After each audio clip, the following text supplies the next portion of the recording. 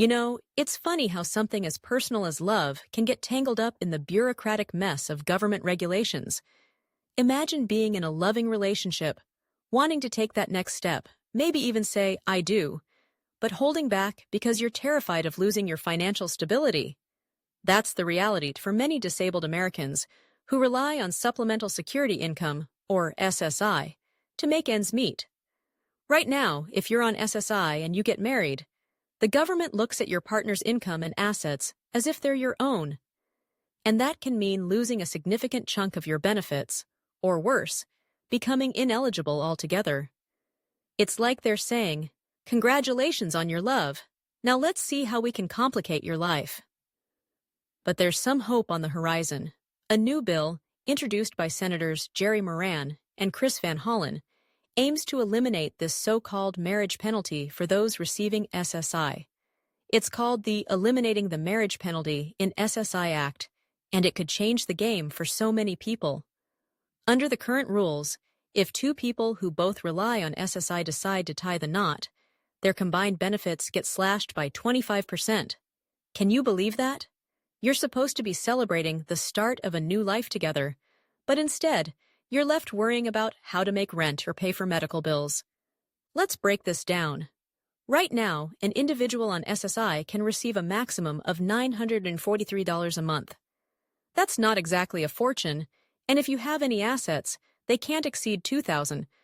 But if you get married, suddenly those limits change. The combined income for two people on SSI drops to 75% of what they would get if they were living together but not married. So instead of pooling resources and building a life together, couples are faced with the harsh reality of financial penalties.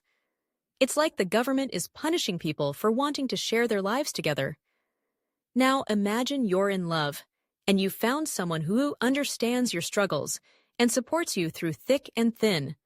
You want to marry them, but the thought of losing your benefits looms over you like a dark cloud.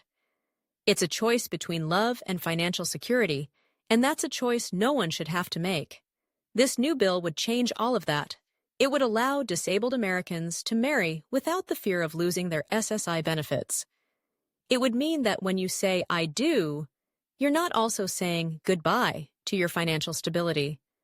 And let's talk about the bigger picture here. Love is a fundamental part of the human experience.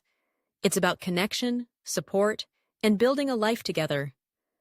But when the government puts financial barriers in the way of that, it sends a message that love is something to be feared, something that can come with a price tag. This legislation is about more than just money.